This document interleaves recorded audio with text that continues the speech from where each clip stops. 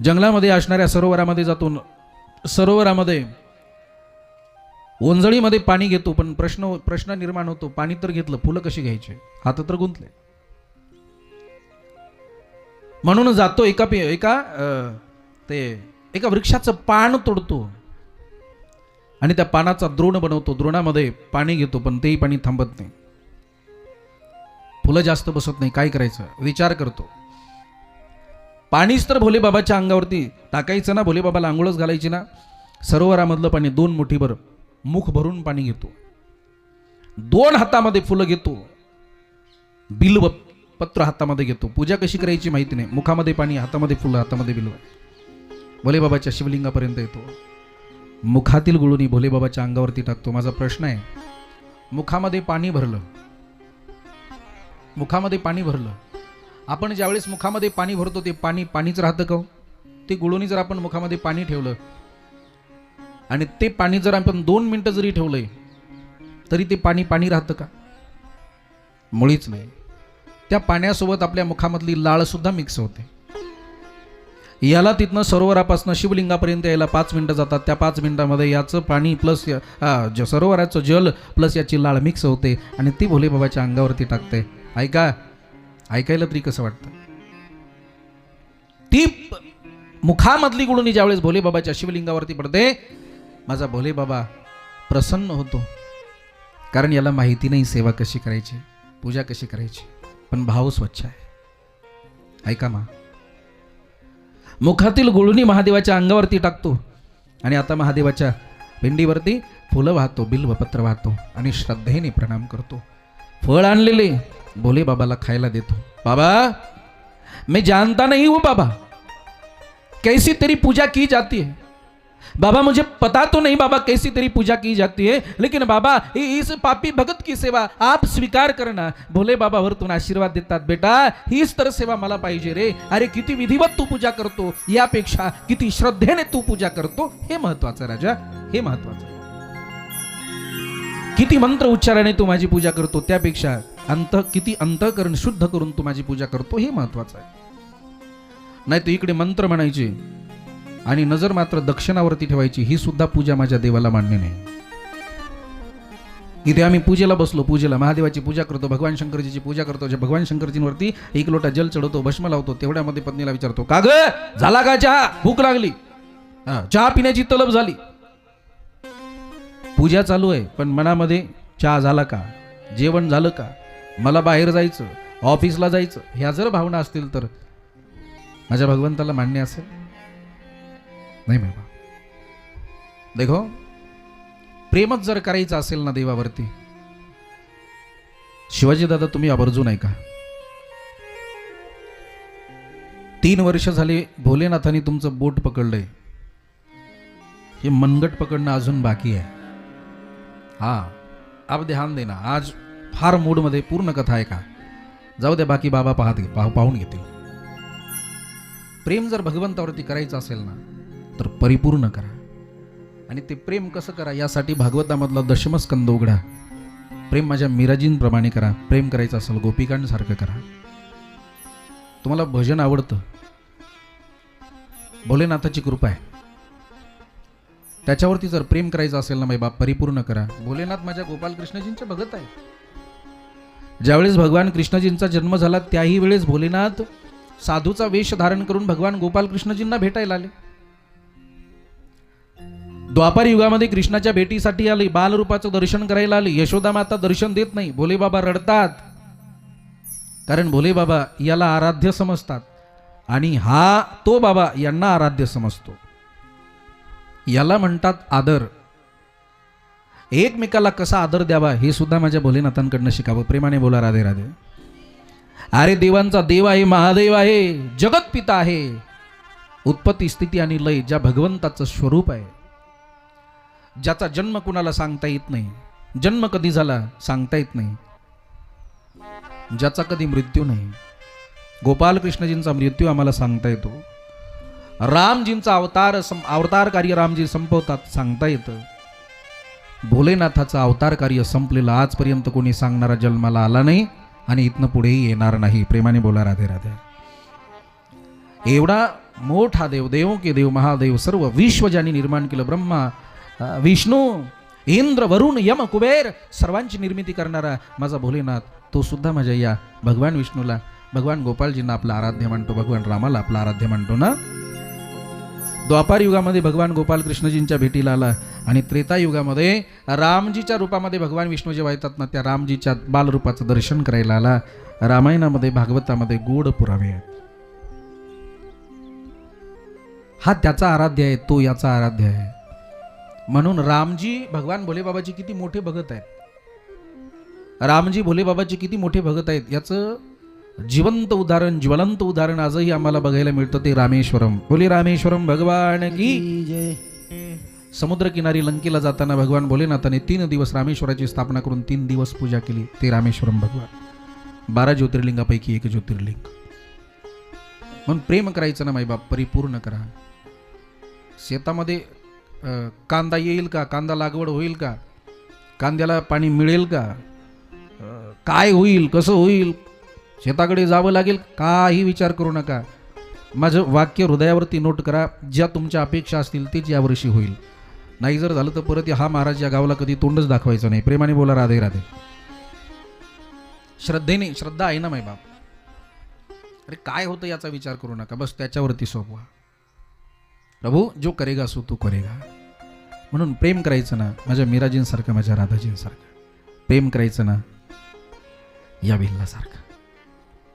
गाऊन जाईल तुमचं भजन. कशी पूजा करायची माहिती नाही. मुखातील गुळोनी भोलेनाथाच्या पिंडीवरती, हातातील फुलं भोलेबाबाच्या पिंडीवरती, बिल्वपत्र पिंडीवरती, आणलेले फळं भोलेबाबाला खाऊ घालायचे, डोळ्यात अश्रू घालायचे. प्रभु मुझे पता नहीं आपको क्या पसंद है. भगवान हम जानते नहीं आपको क्या चाहिए, लेकिन प्रभु बस भाव मन में जाग चुका है, आपकी सेवा बनी रहे. हमें तो कुछ पता नहीं गोविंद, पता नहीं केशव, पता नहीं भोलेनाथ आपकी सेवा कैसे की जाती है, लेकिन इस भोले भगत की सेवा स्वीकार लेना. माझा भोले बाबा भोळा आहे हो, आशीर्वाद देतो. अरे बाळा मला हेच तर प्रिय आहे. रोजचा नियम, दररोज यायचं, सकाळी सकाळी यायचं, गंगेमध्ये स्नान करायचं, मुखामध्ये आचमन करायचं, हातामध्ये फुलं घ्यायचे, फळं घ्यायचे, भोलेनाथाकडे यायचं, मुखातील गुळणी भोलेनाथाच्या अंगावरती टाकायची आणि भोलेनाथाच्या अंगावरती परत फुलं पुष्प उधळायचे. परिणाम काय? रोजचा नियम आहे ना. भोले बाबा म्हणले एवढ्या श्रद्धेनं नियम करतोय. शिवाजी दादा भोलेनाथ परीक्षा घेतात, त्या परीक्षेमध्ये उत्तीर्ण आपण व्हायचं की नाही हे आपल्या हातात आहे. भोलेनाथ परीक्षा घेतात, माहिती याला कळत नाही, तरी सुद्धा याचं खरंच किती प्रेम आहे ते बघावं. परीक्षा घेतात, कारण हा बार बार म्हणतो प्रभू हम तो कछु जानते नहीं, हम तो बस इतना ही जानते. गोपिया म्हणतात प्रभू जप तप साधन कुछ ना जानू, जप तप साधन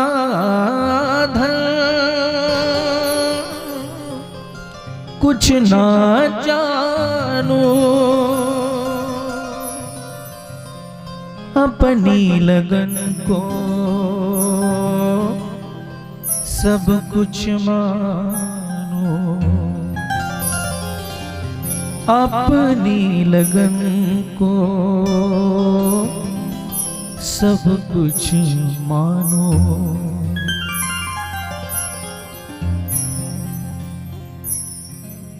तेरी अखियाँ है जादू भरी, भोली मैं कब से खड़ी है. प्रभु जप तप साधन कुछ ना जानू, अपनी लगन को सब कुछ मानो. तेरे से प्रेम करता हूँ प्रभु, बस इतना ही काफी है, और कछु जानता नहीं हूँ प्रभु. ना मला कुठला मंत्र माहिती आहे, ना तंत्र माहिती आहे, ना पूजा विधी माहिती आहे, ना पूजा कशी करायची ते माहिती आहे. स्वीकार कर दे. 1 दिवस 2 दिवस अनेक दिवस उलटून जातात. भोलेनाथ म्हणतात अरे माझी पूजा केल्याशिवाय अन्नाचा कण सुद्धा घेत नाही, पाण्याचा थेंब घेत नाही, एवढ्या श्रद्धेने पूजा करतो. खरंच याचं किती प्रेम आहे बघावं. भोले बाबा परीक्षा घेतात. ज्या भोलेनाथाच्या पिंडीवरती शिवलिंगावरती बेलेश्वरासारखं शिवलिंग जंगलामध्ये भेटतं, त्या शिवलिंगासमोर येतो. एक दिवसची घटना, भोलेनाथ परीक्षा घेतात ना, शिवलिंगासमोर येतो, सरोवरामध्ये जातो, स्नान करतो, मुखामध्ये आचमन करतो, हातामध्ये फुलं आहेत, बेलवा आहेत, भोलेनाथापर्यंत येतो आणि भोलेनाथाला पाहतो. भोलेनाथाकडे नजर टाकतो. काय घडतं? भोलेनाथ परीक्षा घेतात. भोलेनाथाच्या एका डोळ्यामध्ये रक्त वाहतं. भोलेनाथाच्या डोळ्यामध्ये रक्त वाहतं ना, विचार करतो, देवा, माझ्या देवाच्या डोळ्यामध्ये रक्त, माझ्या देवाच्या डोळ्यामध्ये रक्त, काहीतरी वेदना होतात, देवाला त्रास होतो, माझ्या देवाचा डोळा बरा व्हावा. डोळ्यामध्ये रक्त होतं ना, रक्त उतरतं ना, काय करावं विचार करतो. मागचा पुढचा विचार न करता शिकारी आहे, भात्यातला बाण काढतो, आपल्या डोळ्यामध्ये घालतो, आपलं बुबुळ बाहेर काढतो आणि भोलेनाथाच्या डोळ्याला आपलं बुबुळ लावतो. भोलेनाथाच्या डोळ्यात अश्रू येतात. वारे भगत. पण बघा, भोलेनाथ एवढ्यावर थांबत नाही. मुखातील गुळणी टाकतो, बिल्वपत्र भगवान भोलेबाबाला पुष्प अर्पण करतो, प्रणाम करतो आणि पाहतो तर भोलेनाथाचा एक डोळा, त्याने जो डोळा दिला ते डोळा तर सुरक्षित आहे, पण दुसऱ्या डोळ्यामध्ये रक्त व्हायला लागतं. आता मात्र याच्याही अश्रूंना वाटा फुटतात. माझ्या देवाला वेदना होतात, दुसराही डोळा त्रास देतो. काय करावं? अरे मागचा पुढचा विचार न करता बाण घेतो, बाणाचा टोक डोळ्यामध्ये घालणार. लक्षात येतं, मी माझं बुबुळ काढेल, पण बसवू कसा? कारण एक डोळा ऑलरेडी बाबाला दिला.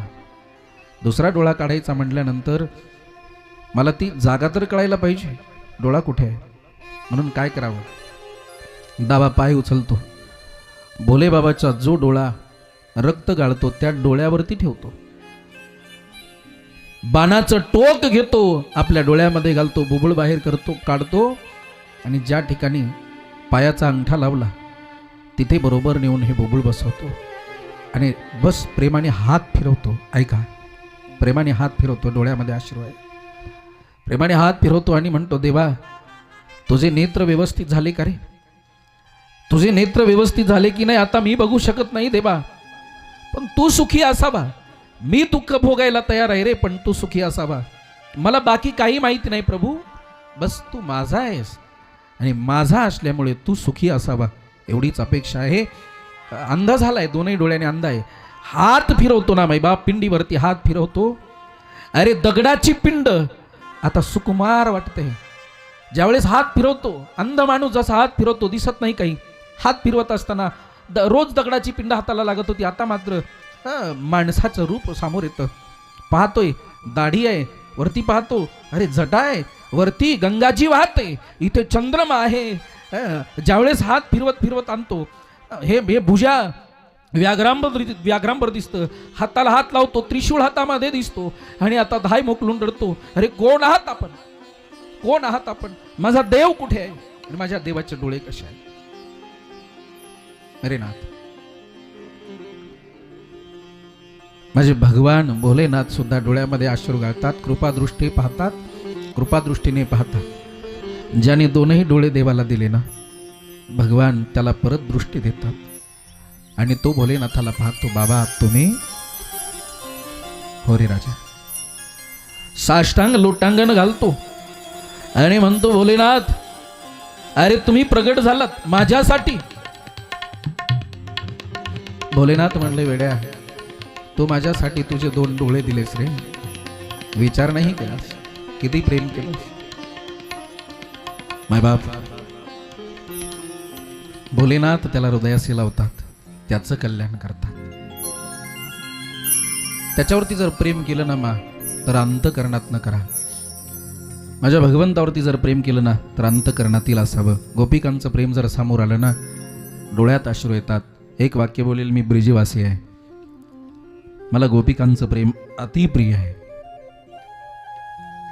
कारण मी ब्रिजवासियांना बघितलंय, मी जिथे भागवजीचं अध्ययन केलं, शिवमहापुराण शिकलोय, श्रीराम कथेचं चिंतन केलंय, सर्व ग्रंथाचं अध्ययन करण्याचा प्रयत्न केला गुरुकृपेने.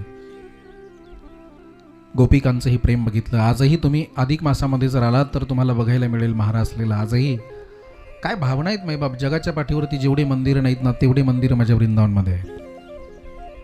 2007चा सर्वे आहे. एकट्या वृंदावनमध्ये 5,500 मंदिर आहेत. आता या काळामध्ये आज 2026 मध्ये किती असतील मला सांगता येत नाही. एक वाक्य बोला, एक वाक्य ऐका. कोणीतरी मला म्हटलं महाराज एवढे मंदिर वृंदावनमध्ये कसे? त्याचं उत्तर आहे, अरे बाबा वृंदावनमध्ये एवढे मंदिरं नाही, वृंदावनचं घर घर हे मंदिरच आहे. वृंदावनला कोण कोण गेलं हातवरती घ्या. वा, बरेचसे लोक गेले. ट्रिपमध्ये कोणाच्या की पर्सनल? बरं, कसे का जाणार? ट्रिपमध्ये जर गेला असाल तर मला गॅरंटी आहे, कारण मी तिथे 15 वर्ष राहिलो. आपले महाराष्ट्रीयन लोक येतात, 7-8 हजार 10 हजार घेतात. मला कुणाला नावं ठेवायची नाही, तो ज्याचा त्याचा प्रश्न आहे. पण फक्त आपल्याला दाखवण्याचेच पॉईंट दाखवतात, म्हणजे प्रेम मंदिर, इस्कॉन मंदिर, बरोबर.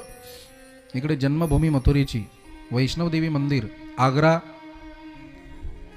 रमण रीती, 84 खांब म्हणजे गोकुळ आणि ब्रह्मघाट. इकडे नंदगाव, बरसाना, गोवर्धन. झाली यात्रा तुमची. वृंदावनमध्ये एवढंच नाही. मग वृंदावनमध्ये एवढंच नाही आहे. जे यात्रेकरू आहेत मला माहिती कोण कोण काय काय दाखवतं. सर्वात अगोदर वृंदावनला नेलेला प्रेम मंदिरामध्ये सोडतात लोकांना एन्जॉय करायचा असतो. बाकी आम्हाला काही बघायचं नसतं, एन्जॉय फक्त. प्रेम मंदिर पर्यटन स्थळ आहे, यूट्यूबला सर्च करा, प्रेम मंदिर दाखवतात. प्रेम मंदिर बघितलं तर लोक खुश होतात. तिथले फवारे, तिथलं आकर्षण, तिथली लाइटिंग, ते बघायचं असतं सायंकाळीच. तेवढं बघून खुश होतात. प्रेम मंदिर तर अवश्य बघा, ते खरंच प्रेम मंदिर आहे. पण आता जगद्गुरू कृपालुदासजींनी निर्माण केलेलं आहे. कृपालुदासजी राधाजींचे भगत आहे, संसारिक आहेत, 2 मुली आहेत त्यांना. प्रेम मंदिर तर अवश्य बघा, पण प्रेम मंदिरासोबत वृंदावनला जर गेलात आणि बाकी बिहारी लालजी, बाकी बिहारीचं दर्शन, राधा वल्लभजीचं दर्शन, राधा दामोदरजीचं दर्शन, अष्टसखीचं दर्शन, निधिवन, सेवाकुंज, कात्यायनी पीठ, 84 खांब, ब्रह्मकुंडाचं जर दर्शन करत नसाल तर तुमचं वृंदावन जाणंही व्यर्थ आहे.